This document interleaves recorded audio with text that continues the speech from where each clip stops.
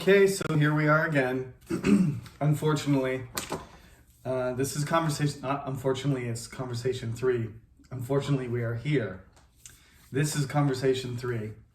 And this is the higher level class. The format will be very familiar if you've taken this class before, but it's the same series.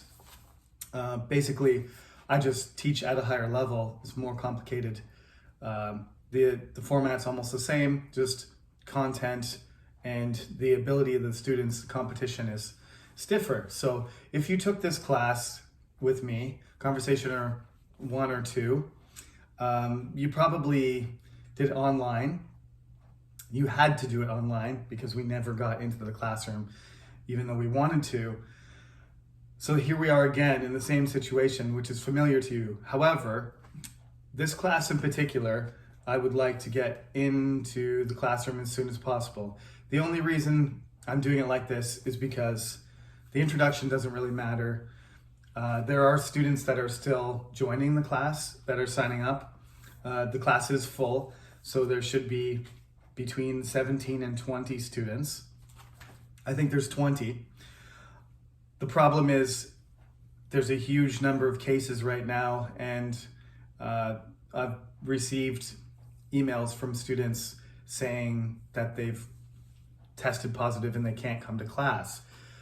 Seeing as that's the case, nobody's in danger of getting seriously sick, as far as I know. They just can't attend. So it would be better for us to stay online for a couple weeks.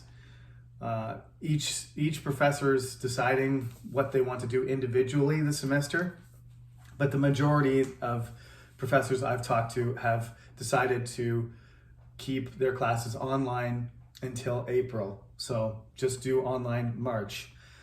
I think that's a great idea.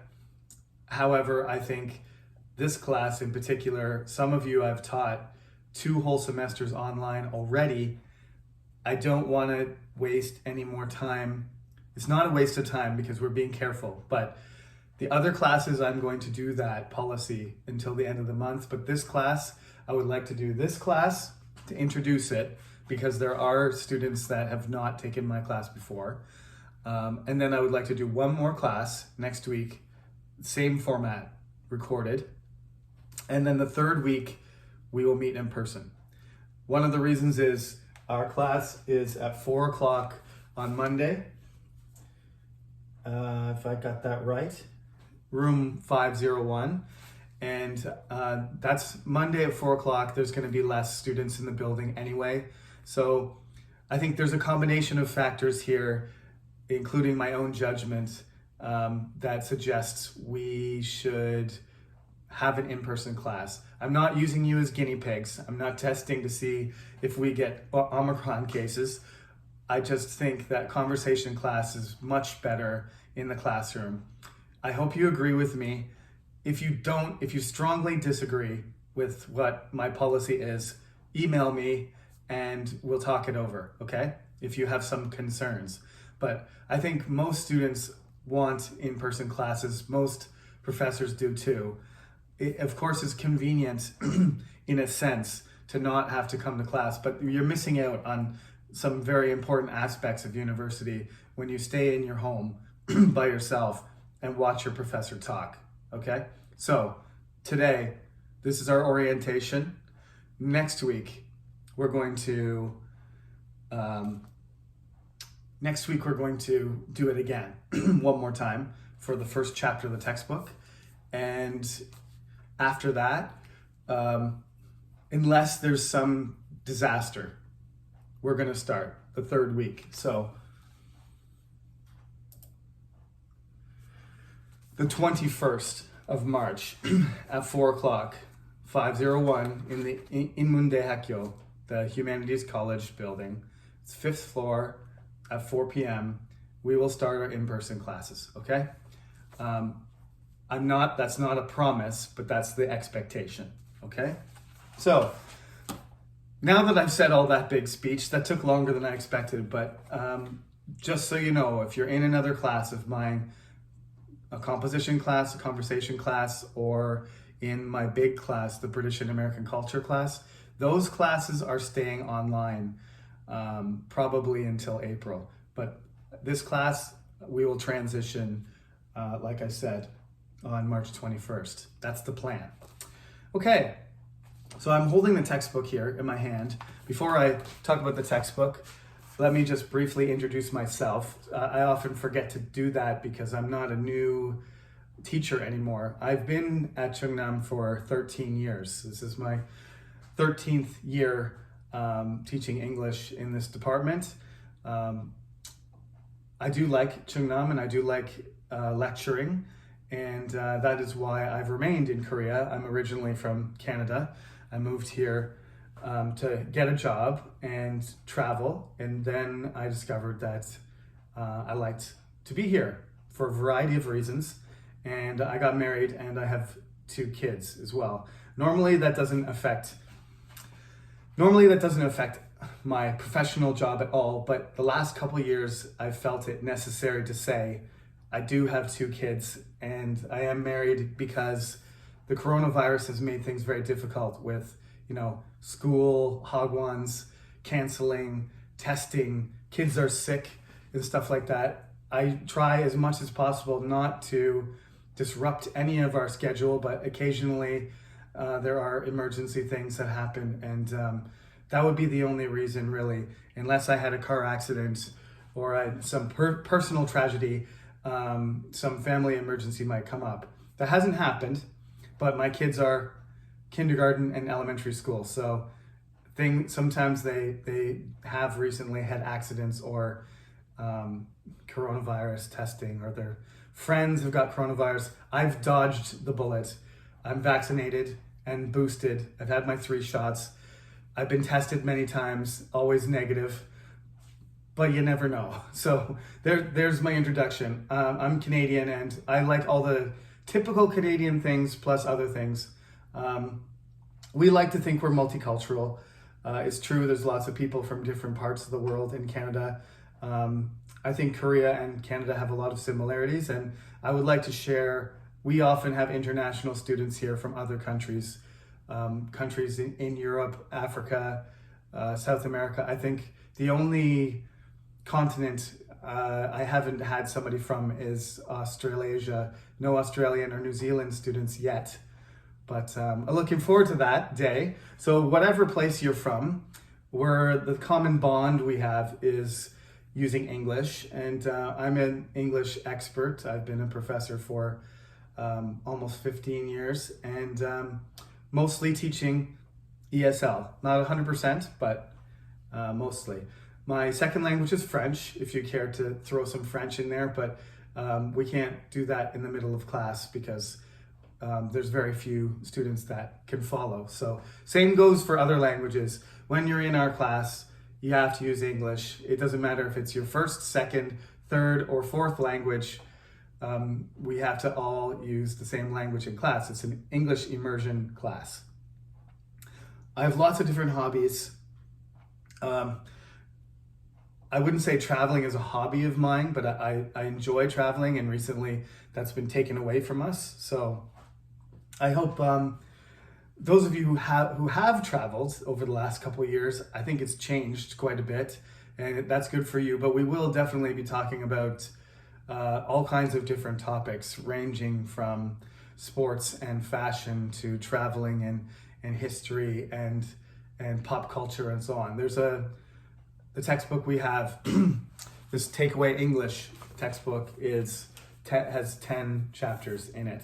So we will cover those 10 topics, and there'll be a couple more in there that I add, or I'll adjust the topics for difficulty and for the purposes of our interview. So that's basically where I'm coming from. It's called takeaway because that is a phrasal verb or noun. It can be a takeaway, which means what you get out of something. So what are you supposed to take away from this class?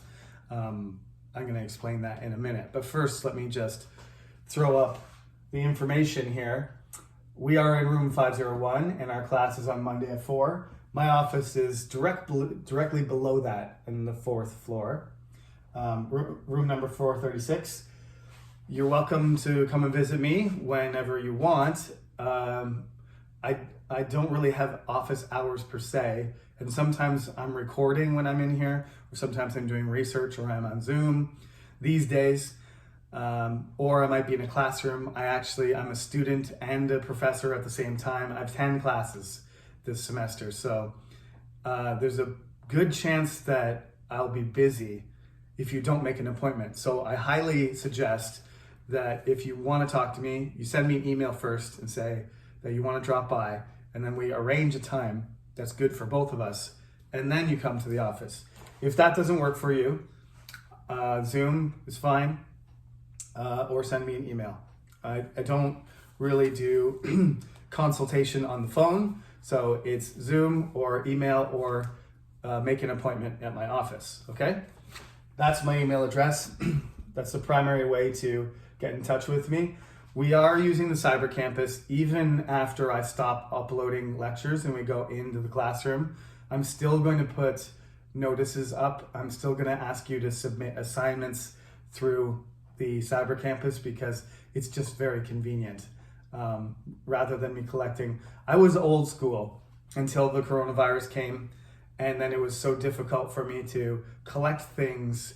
I prefer physical copies usually, and I like to look at them, but what's turned out to be easier is just everybody throw it into one system and then me download them all at the same time, and then I just print them all at once. And my God, that's a lot easier than people, dragging their paper through the mud and showing up with like bite marks on them and no staples and all that kind of stuff. So we'll just do it the digital way, and I will put the notices up there. Of course, when we're in person in class, I'm going to say things in person, but then I can also put up notices and put up the due dates for assignments, so you can just follow along the instructions from the Cyber Campus too. And I think that works well.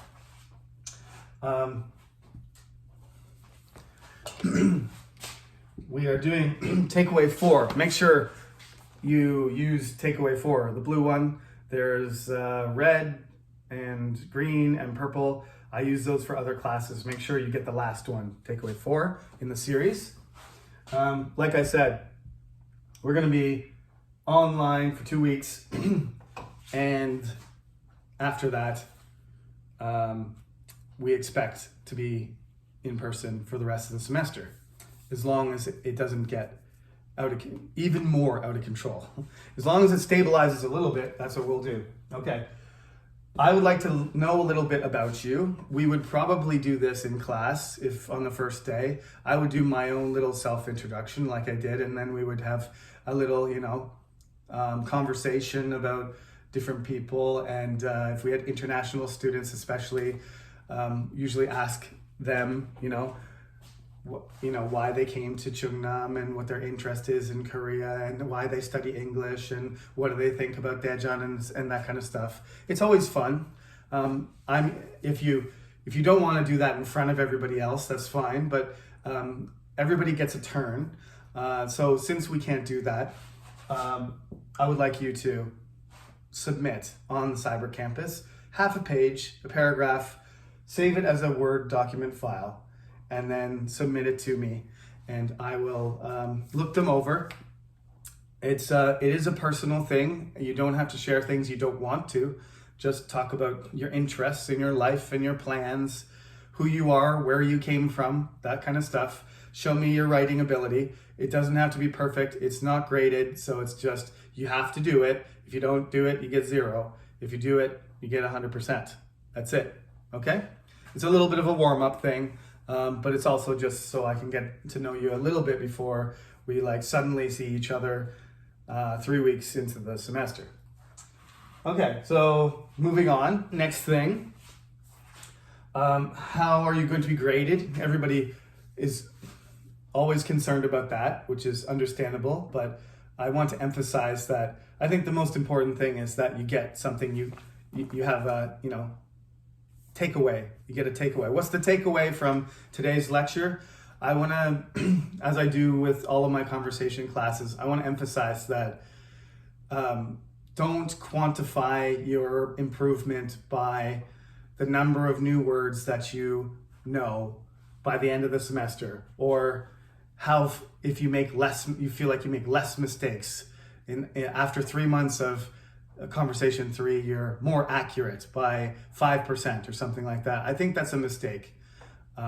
We are human beings. We're not robots. We are living in the age of data. So there are data points, and I am going to judge you and evaluate you somewhat on the number of errors you make and so on. But if you think about it that way, we are human beings, so you perceive things different way. So, you can look at your results and say, oh, that's how I did. But in the moment, you need to focus on your confidence. You need to believe that you can speak English well and do it well, and then your score will be better, right?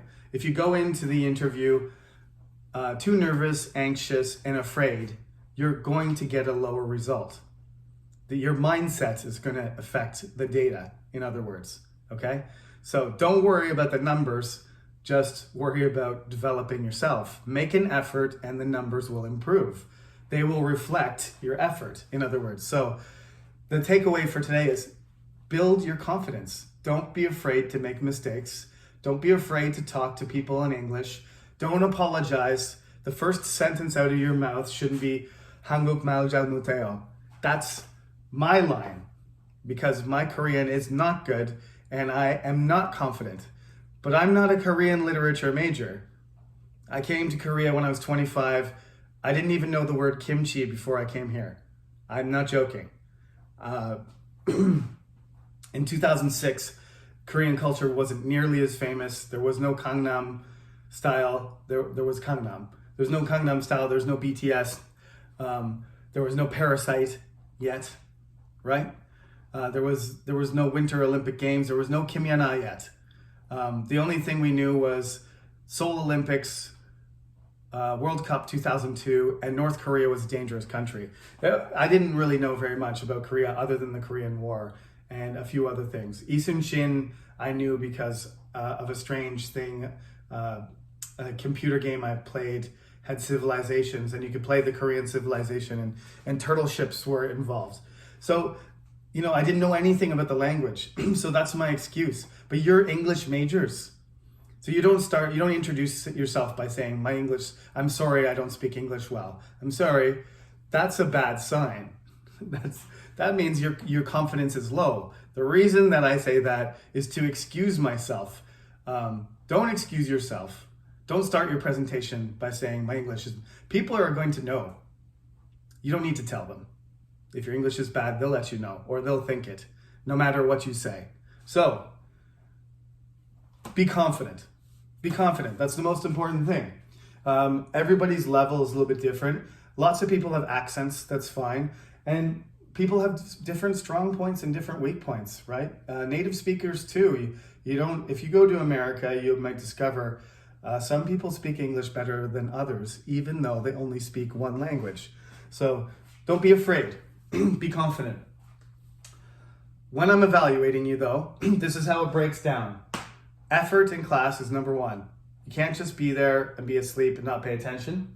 Homework is like this stuff. You have to do it. You have to do it to a certain completeness, and then you get credit for it. You can get 100%. Everybody can get 100% on the homework. It's not graded stuff. Okay? The graded stuff is the midterm interview, which is a speaking interview on the topics from the book, and the exam is the same. The midterm is shorter. The exam's worth twice as much, as you can see. There's a presentation as well, but the presentation isn't until the second half of class. So basically, you have just make an effort, do your homework for the first half of class, and then you do your midterm. And then there's no more homework after that. Just you have to prepare one presentation to do to the class, or if for some reason we're online, then you'll have to record it. And then there's the exam, and that's it. This class is pretty fun. I think it's useful, but it's enjoyable as well. It's not meant to be frivolous.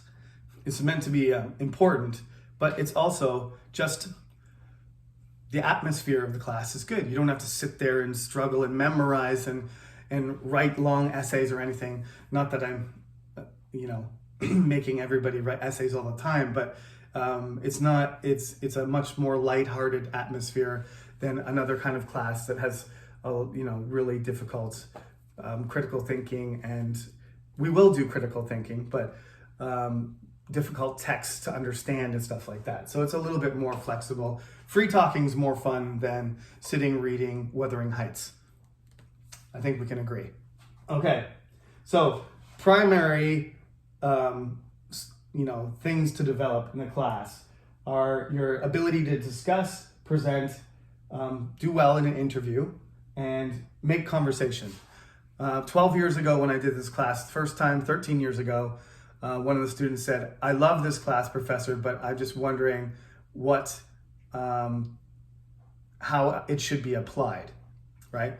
And since she told me that, she was one of my best students. She went on to get a job in NGO, and she's been in Vietnam, and she's been in India, and all over the world. She went to grad school in United Kingdom. Very successful young woman.